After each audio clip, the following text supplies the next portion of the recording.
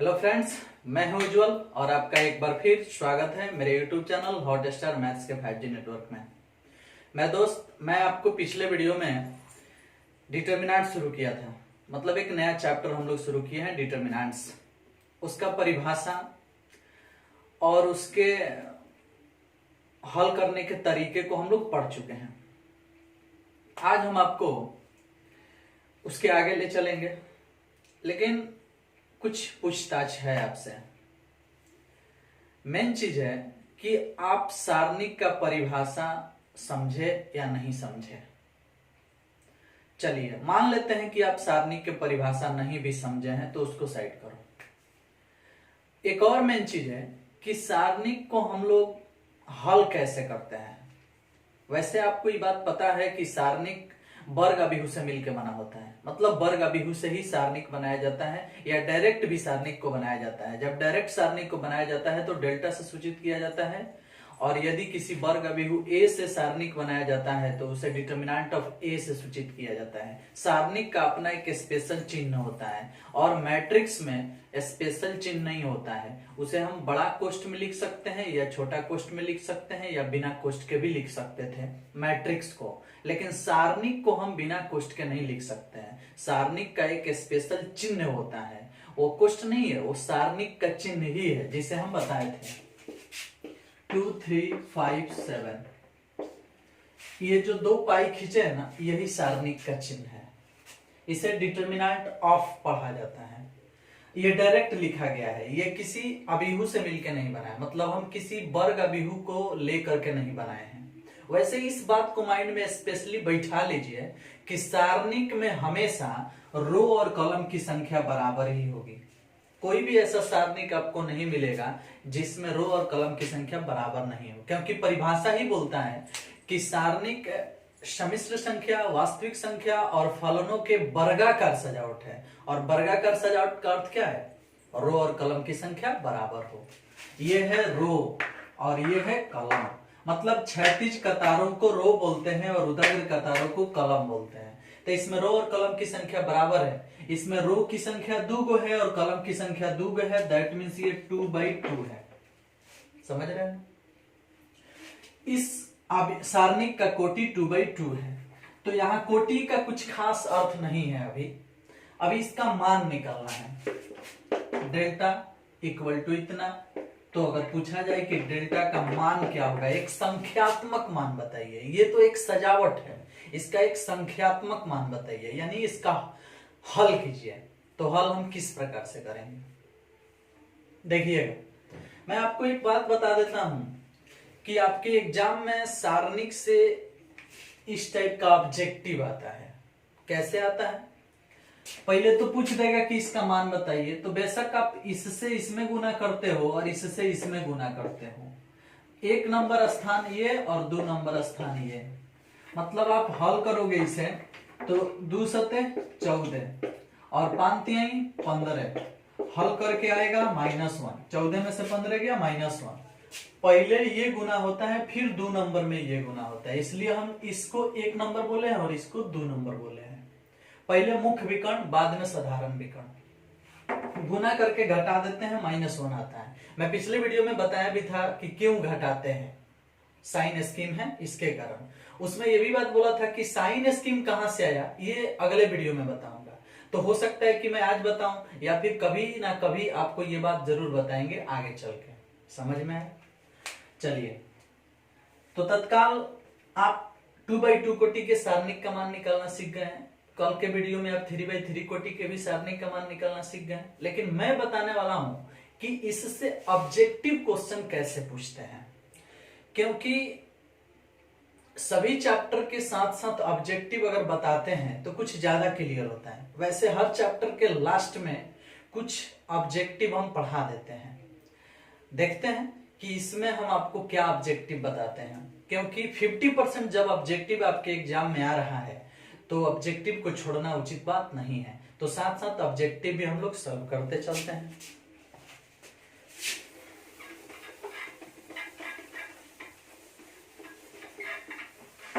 Question है एक कि यदि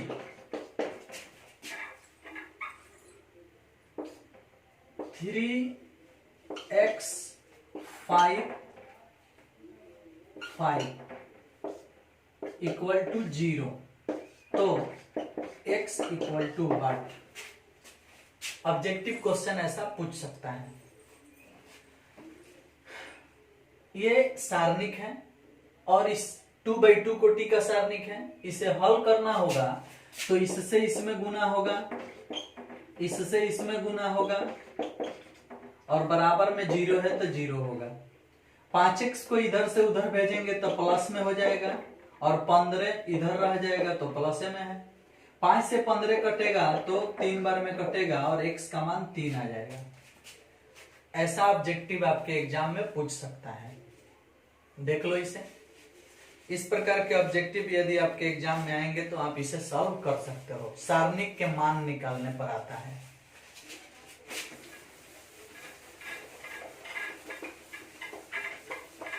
अभी तक मैं जितना आपको सारणिक बताया हूं सिर्फ उसी पर ना ऑब्जेक्टिव बताएंगे। आगे इसका गुण धर्म है, प्रॉपर्टी जब हम पढ़ा देंगे सारणिक का तो आपको और ज्यादा ऑब्जेक्टिव बताएंगे। आइए एक और ऑब्जेक्टिव देखते हैं। और ऑब्जेक्टिव देखते हैं। x + 6 to 8 x - 6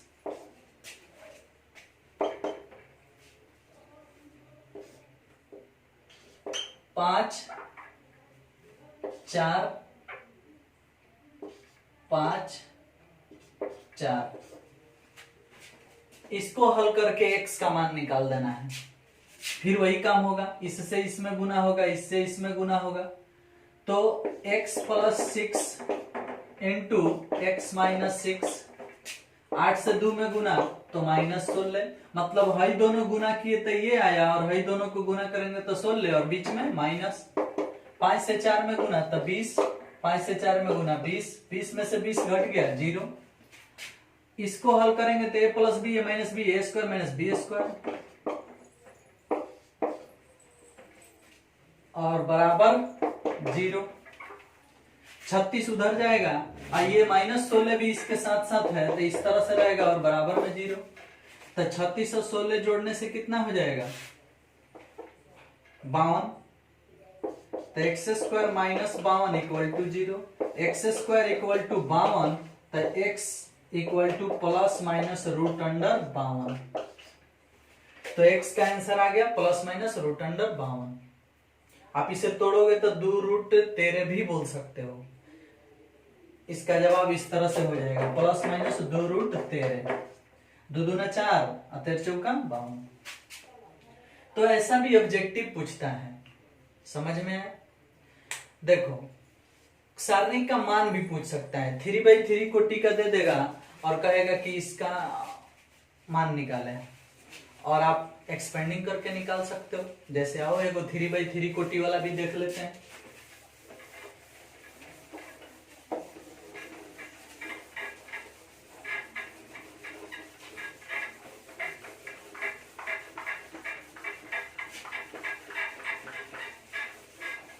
चलिए देखिए, तो क्वेश्चन ऑब्जेक्टिव में यह भी पूछ सकता है कि 1 2 3 3 2 1 2 4 6 equal to what? Option number A 5, option number B 4, option number C -4, option number D 0। ये क्वेश्चन दे देगा आपके एग्जाम में और बोलेगा इसे हल करो। वैसे मुझे हल करना होगा तो हमें पता है कि इसका आंसर क्या आएगा, क्योंकि कुछ ऐसे भी सारणिक के मान निकलते हैं जो उसके गुण धर्म पर बड़ी आसानी से निकल जाते हैं। लेकिन अभी मैं आपको गुण धर्म नहीं पढ़ाया हूं, अभी मैं आपको प्रॉपर्टी नहीं बताया हूं। जिस दिन हम प्रॉपर्टी बता देंगे उस दिन आप कुछ ऐसे भी सारणिक को हल कर लेंगे बिना एक्सपेंडिंग किए हुए, जो गुण धर्म की सहायता से बन जाएगा। अब देखो, इसी प्रश्न को हम गुण धर्म की सहायता से बता रहे हैं। एक सारणिक का गुण धर्म होता है, उसमें से एक बता रहे हैं। सारणिक के गुण धर्म 10 गोले होता है, 10 तो हम अभी नहीं ना बताएंगे, इसलिए एक गुण धर्म को समझा करके और इसको डायरेक्ट हल करते हैं। फिर आप समझ जाइएगा कि हाँ, डिटर्मिनेंट्स को हम बिना एक्सपेंडिंग किए हुए भी हल कर सकते हैं, लेकिन कौन, जो गुण धर्म को फॉलो करेगा उसको। देखो तो इसका आंसर 0 आएगा। क्यों आया? क्योंकि मैं जान रहा हूं कि 1 दूना 2, 2 दूना 4, 3 दूना 6, ये R1 है और ये R3 है। R1 और R3 एक दूसरे के समानुपाती है, जिसके कारण इसका एक्सपेंडिंग भी करोगे तो आंसर 0 आएगा। ये चीज पढ़ने के बाद गुणधर्म बना दिया गया कि अगर किसी भी सारणिक के 2 रो या 2 कॉलम, जरूरी नहीं है कि इसके साथ मतलब रो और रो का ही समानुपाती दिखेगा, कॉलम और कॉलम का भी समानुपाती दिख सकता है। तो एक गुणधर्म होता है कि किसी सारणिक के 2 रो या 2 कॉलम यदि एक दूसरे के समानुपाती हो तो उस सारणिक का मान 0 होता है।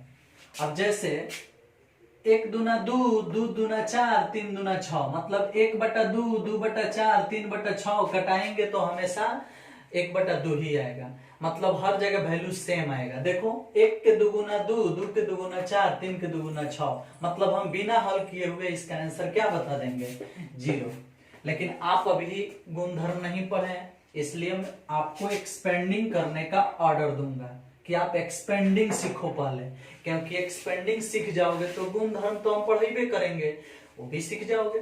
तो हम कल आपको एक्सपेंडिंग सिखाए हैं कि किस प्रकार से एक्सपेंडिंग करके 3/3 कोटि के सारणिक का मान निकलता है। और एक्सपेंडिंग हम R1 के सापेक्ष किए थे और यहाँ फिर हम R1 के सापेक्ष ही करेंगे, ताकि आप किसी एक सिस्टम को तो सही से सीख जाओ।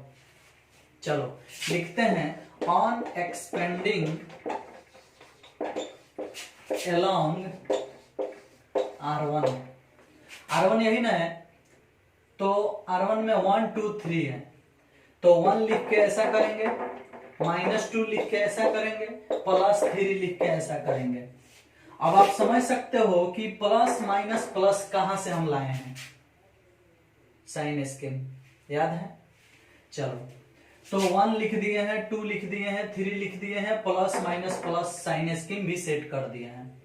1 के लिए जो है खंधा मिला है, इस खंधा को भरने के लिए 1 वाला रो और 1 वाला कॉलम हटा दो, मतलब हाई लाइन हट जाएगा और हाई लाइन हट जाएगा, तो ये 4 गुना बचेगा, 2 1 4 6। देखो तुमको समझाने के लिए हम इतना लिख रहे हैं ना, तो ये सारा चीज हम यही मन में हल कर लेते, गुना उना करके घटा लेते, सब हल कर लेते, वो भी करके दिखाएंगे, क्योंकि 5G नेटवर्क के सामने है आप, फास्ट तो चलना ही पड़ेगा।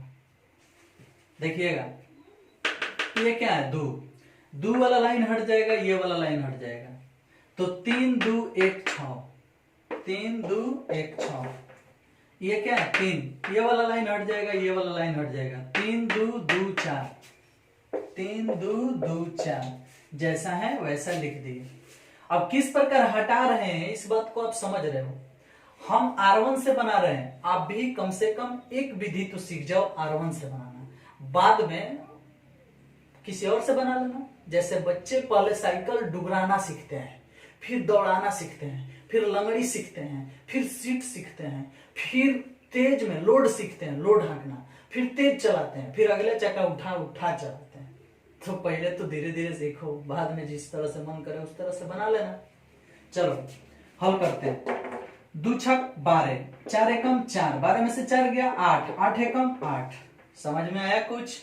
नहीं ना? फिर देखो 2 छक 12, 4 एकम 4, 12 में से 4 गया 8, 8 एकम 8। क्लियर? आगे देखो 3 छक 18, 2 एकम 2, 18 में से 2 गया 16, 16 दूनी 32। समझ में? आगे देखो 3 चौका 12, 2 दूनी 4, 12 में से 4 गया 8, 8 तिरिका 24, 24 प्लस में 8 प्लस में, तो 24 को 8 को जोड़ेंगे तो 32, और 32 माइनस में, तो 32 माइनस 32 यानी 0। और देख लो आंसर हम 0 लगा चुके हैं पहले ही। समझ में आया? तो इस प्रकार से आप समझ सकते हैं कि किसी 3/3 कोटि के सारणिक का मान एक्सपेंडिंग द्वारा कैसे निकलेगा। डायरेक्ट भी निकलता है जो गुण धर्म का पालन करता है। अब गुण धर्म कौन सी है भाई, तो गुण धर्म आपको आगे बताएंगे नेक्स्ट वीडियो में, लेकिन आज तो हम आपको इस प्रकार के हल सिखाएंगे और एक्सरसाइज 4.1 भी हल कर देंगे देखते देखते। आइए 4.1 हल किया जाता है। कल हम आपको पढ़ाएंगे गुणधर्म। चलिए एक्सरसाइज 4.1 शुरू हो रहा है। डिटर्मिनेंट्स का पहला चैप्टर। कल डिटर्मिनेंट्स का परिभाषा भी बताए हैं। 1/1 कोटि का हल निकलना, 2/2 कोटि का हल निकलना, 3/3 कोटि का हल निकलना, यानी एक्सपेंडिंग आपको सिखा दिया गया है। आप उसी के सहायता से इस चैप्टर को सॉल्व कर सकते हो। फटाफट देखो कितना जल्दी हल किया जाता है। इसका पहला क्वेश्चन है 2 4 -5 -1। एक नंबर क्वेश्चन है 4.1 का। अब बताओ, ये तो टिंडलो हल कर लेगा। हल कर दो। 2 कम 2 -2 5 का 20 प्लस 20। अब तुम चक्कर में आ गया कि बीच में प्लस कैसे हो गया। मेरे दोस्त, फार्मूला में माइनस होता है, ये बात सत्य है, लेकिन पहले से एगो तो माइनस है। 5 का 20 खुद माइनस है, एगो सूत्र वाला माइनस मिलकर प्लस हो गया। अब 20 में से 2 गया था 18। इसका हो गया आंसर। क्वेश्चन नंबर 1 बन गया। आइए क्वेश्चन नंबर 2 को भी देख लेते हैं। क्वेश्चन नंबर 2 में लिखल है कि cos theta minus sine theta, फिर साइन थीटा और फिर cos थीटा। अब बताओ, ये सब क्वेश्चन डायरेक्ट आंसर बोल सकते हो, फटाफट हल कर सकते हो। देखो cos से cos में गुना cos स्क्वायर थीटा, साइन से साइन में गुना माइनस साइन स्क्वायर थीटा होना चाहिए, लेकिन एगो पहले से माइनस है तो क्या हो गया प्लस। अब कौन नहीं जानता है 10th क्लास का फॉर्मूला है cos square theta plus sine square theta equal to -1 +1 formula याद रखना ना। तो मेरे साथ साथ जी ना बोलते बोलते गलतियों लिख लेना। 2 का अभी जो हम साइन थीटा cos थीटा वाला हल किए थे, वो 2 का 1 नंबर क्वेश्चन था। 2 का 2 नंबर प्रश्न देख लेते हैं। इसमें लिखा है x² - x + 1 x + 1 x - 1 x + 1। अब इसको हल करना है भाई।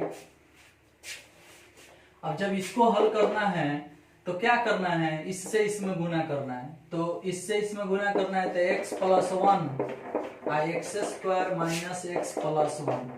इसको इसके साथ गुना में लिख दिए, बीच में माइनस दे देते हैं। इसको एक साथ गुना में लिख देते हैं x + 1 और x - 1। तिरछा तिरछी गुना करके घटाते हैं ना, घटा रहे हैं। इसको थोड़ा गौर से देखना।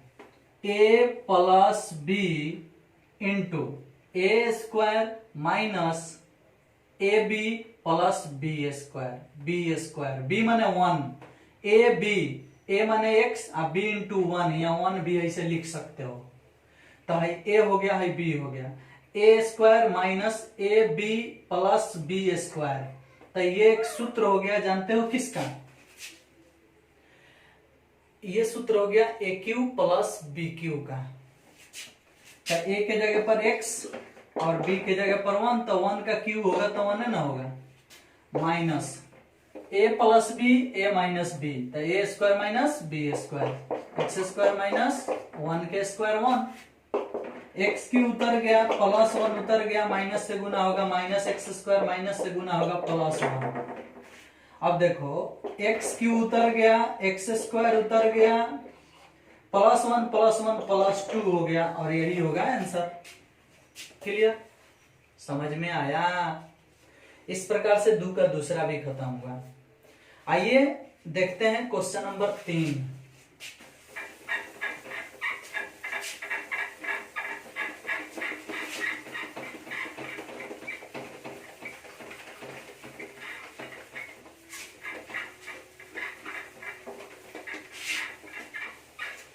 देखिए तो क्वेश्चन नंबर 3 में क्या कह रहा है, कह रहा है कि यदि a = 1 2 4 2 तो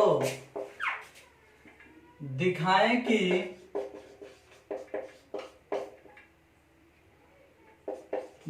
कि 2a का होल डिटर्मिनेंट बराबर 4 डिटर्मिनेंट ऑफ a। गौर से देखना इसको। इस प्रश्न को हम प्रॉपर्टी के आधार पर भी सिद्ध कर सकते हैं और ऐसे भी सिद्ध कर सकते हैं। अब प्रॉपर्टी के आधार पर सिद्ध करना होगा, तो अभी प्रॉपर्टी तो हम पढ़ाए नहीं है। प्रॉपर्टी पढ़ाएंगे तो हम उस वक्त भी इस क्वेश्चन को बता देंगे, समझ में आए। लेकिन तत्काल अभी हम लोग एक्सपेंडिंग के माध्यम से इसको सिद्ध कर रहे हैं। ए अगर इतना है तो एलएचएस में कितना है? एलएचएस में है 2a का होल डिटर्मिनेंट, मतलब a में 2 से गुना करो और तब डिटर्मिनेंट निकालो। तो a है ना, इसमें 2 से गुना कर दो और तब डिटर्मिनेंट में डाल दो। तो 2 एकम 2, 2 दूनी 4, 2 चौका 8, 2 दूनी 4, हल कर दो। 2 चौका 8, 8 चौका 32, घटेगा तो आएगा -24। एलएचएस हो गया। अब आरएचएस ले लो। आरएचएस में लिखा है 4 डिटर्मिनेंट ऑफ ए। इसका अर्थ यह है कि 4 बाहर रहेगा और डिटर्मिनेंट होगा ए का। ए है ना, इसका डिटर्मिनेंट कर देना है। तब 4 रह गया बाहर और ए का डिटर्मिनेंट होगा तो 1 2 4 2 हो गया। देखो तो 1 2 4 2 आ गया डिटर्मिनेंट में। पहले मैट्रिक्स में था, अब जब डिटर्मिनेंट मांग रहा है तो इसको डिटर्मिनेंट में करोगे तभी ना ये डिटर्मिनेंट में हो जाएगा और डिटर्मिनेंट ऑफ ए का मान लिखा जाएगा। अब चलो 2 एकम 2, तो 4 बाहर उतर गया और 2 एकम 2 और 4 दूनी 8, 2 में से 8 गया -6, तो 4 गुने -6 यानी 6 चौका 24 -24, ये रहा -24, ये रहा -24। That means LHS equal to RHS. समझ में आए? अब बताओ, ये 2/2 कोटि का था तो आप तिरछा तिरछी गुना करके घटा लिए और फटाफट निकाल के बना लिए। लेकिन अगर 3/3 कोटि का यही प्रश्न होता तो आप एक्सपेंडिंग करके निकालते, तिरछा तिरछी गुना करके थोड़ी घटा लेते। 3/3 कोटि का तिरछा तिरछी गुना होकर नहीं घटता है, 3/3 कोटि का एक्सपेंडिंग होता है। और 2/2 कोटि का भी तिरछा तिरछी गुना हम लोग सुविधा के लिए बोल देते हैं। 2/2 कोटि वाला भी तो एक्सपेंडिंग होता है, तभी ना बीच में माइनस आता है। एक्सपेंडिंग को ही हम लोग बोल दे रहे हैं कि तिरछा तिरछी गुना कर दो और घटा दो। सुविधा है बोलने में, कितना आसान है, तिरछा तिरछी गुना कर दो घटा दो। लेकिन किसके लिए? सिर्फ और सिर्फ 2/2 कोटि के लिए। 3/3 कोटि के लिए आप तिरछा तिरछी गुना करके नहीं घटा सकते हो। 3/3 कोटि के लिए आपको एक्सपेंडिंग करना पड़ेगा R1 से। समझ में आया? आपकी मर्जी, आप किसी और से भी कर लीजिएगा, लेकिन हम आपको सिखाए हैं R1 से एक्सपेंडिंग करना। समझ में आया? चलिए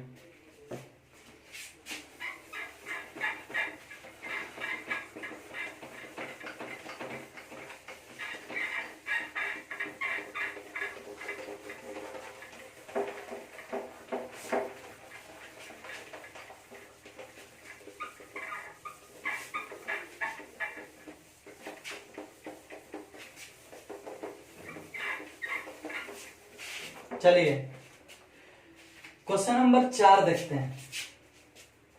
क्वेश्चन नंबर 4 में लिखा है यदि a इक्वल टू 1 0 0 0 1 0 1 2 4 तो दिखाएं कि 3a के होल डिटर्मिनेंट बराबर 27 डिटर्मिनेंट ऑफ है।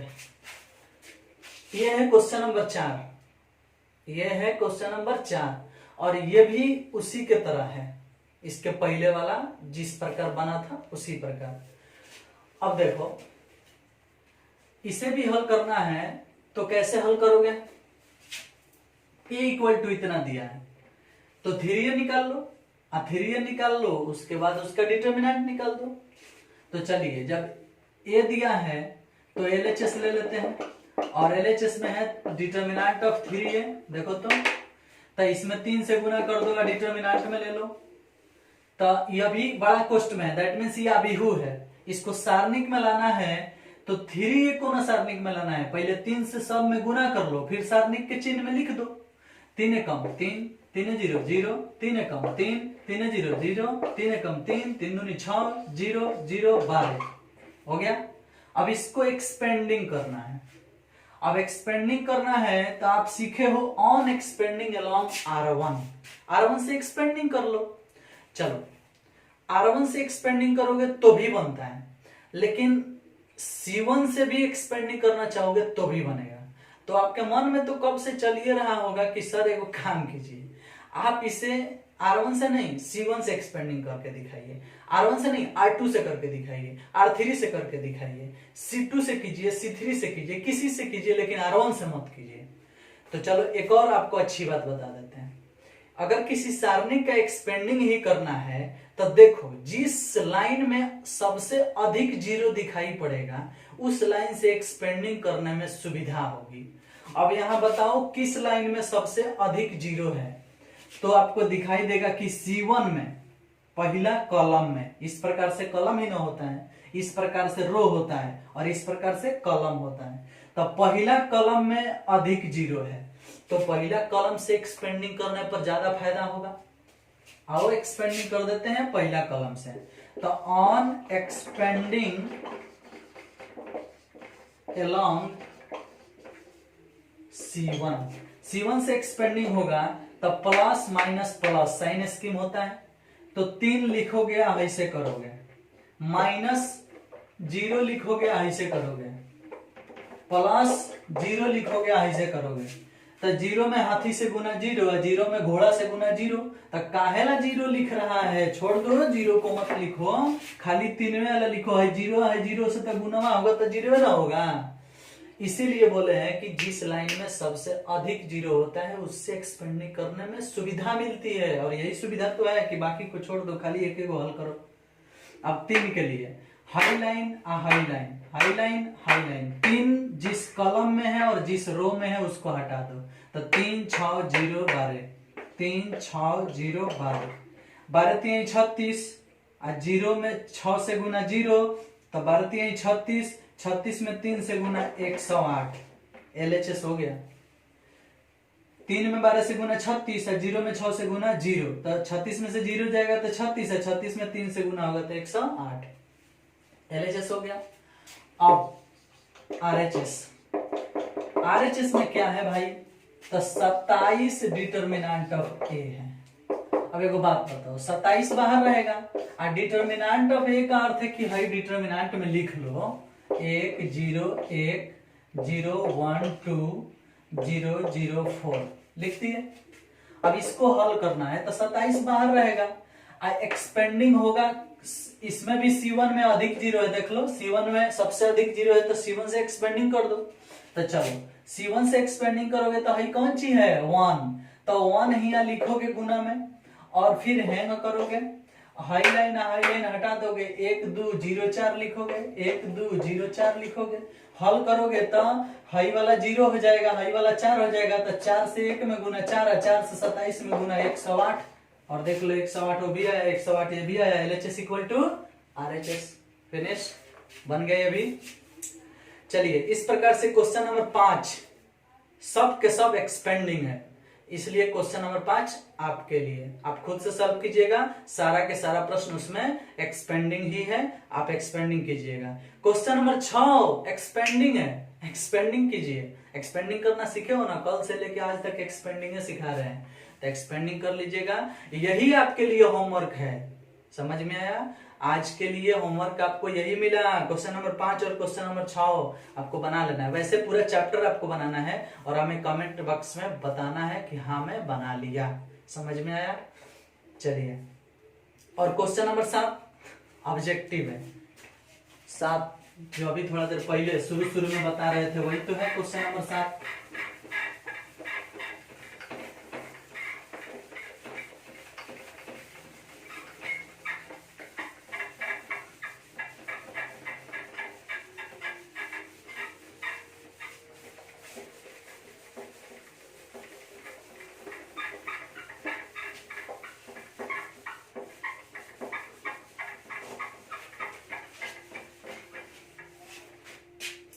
आइए, क्वेश्चन नंबर 7 में लिखा है, 7 का पहला 2 4 5 1 बराबर 2x 4 6 x, इतना बराबर इतना, तो हल करके x का मान बताएं। किसका मान बताएं? x का।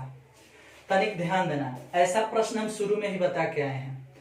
इससे इसमें गुना 2, इससे इसमें गुना 20, इससे इसमें गुना 2x स्क्वायर, इससे इसमें गुना 24।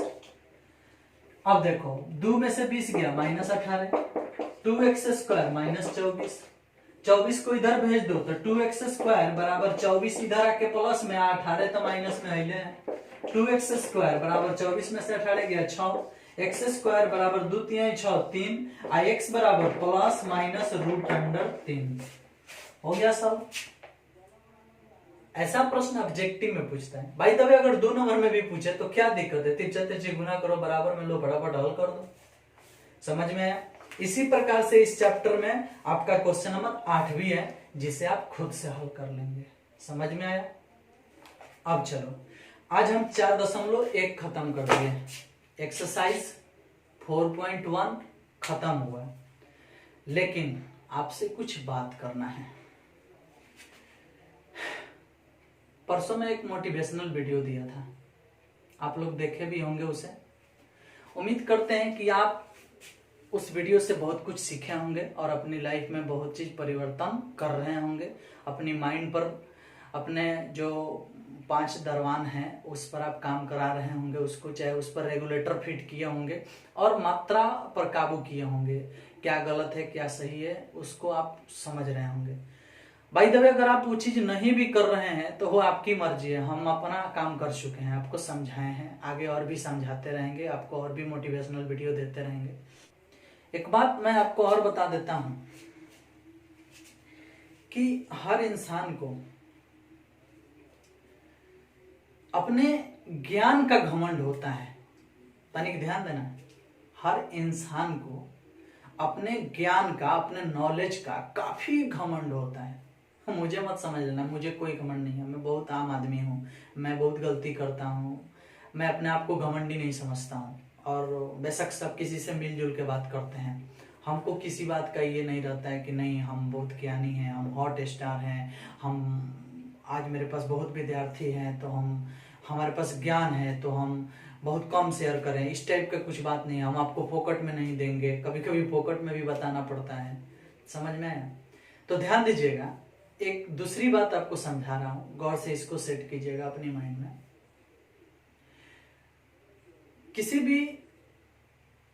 हर किसी को अपने ज्ञान का घमंड होता है, लेकिन अपने घमंड का ज्ञान किसी किसी को ही होता है। हर किसी को अपने ज्ञान का घमंड होता है, लेकिन बहुत कम ही लोगों को अपने घमंड का ज्ञान होता है। मेरे शब्द को नोट करना और इसको जाके बैठ के सोचना क्या बोल गया। समझ में आया। एक तीसरा बात बोल रहे हैं, काम की प्लानिंग करना कोई काम करना नहीं है। काम करना है, इस बात को सोचना काम करना नहीं है। काम को शुरू कर देना ये भी काम करना नहीं है। काम को कर रहे हैं, करते रहना ये भी काम करना नहीं है। काम को पूरा करना ये काम करना है। समझ में? पढ़ रहे हो, ठीक है, पढ़ते रहो, लेकिन जहिया रिजल्ट खराब हुआ कोई तुमको ये नहीं कहेगा कि तुम पढ़ रहा था, तुम मत पढ़ो। और रिजल्ट बेटर आ गया, हर कोई कहेगा बंदा बहुत पढ़ रहा था, लड़का बहुत पढ़ रहा था। अब पढ़ा नहीं है तो क्या फोकट में रिजल्ट आ गया है, ऐसे लोग बोलते हैं। इसलिए मेरे दोस्त, इस वीडियो में सिर्फ इतना ही। मेरे बातों पर अमल करना और अपने फ्यूचर के लिए कुछ परिवर्तन कर सकते हो तो करो। नेक्स्ट वीडियो में हम आपको सारणिक के गुण धर्म लेके आएंगे। तब तक के लिए बाय बाय, थैंक यू।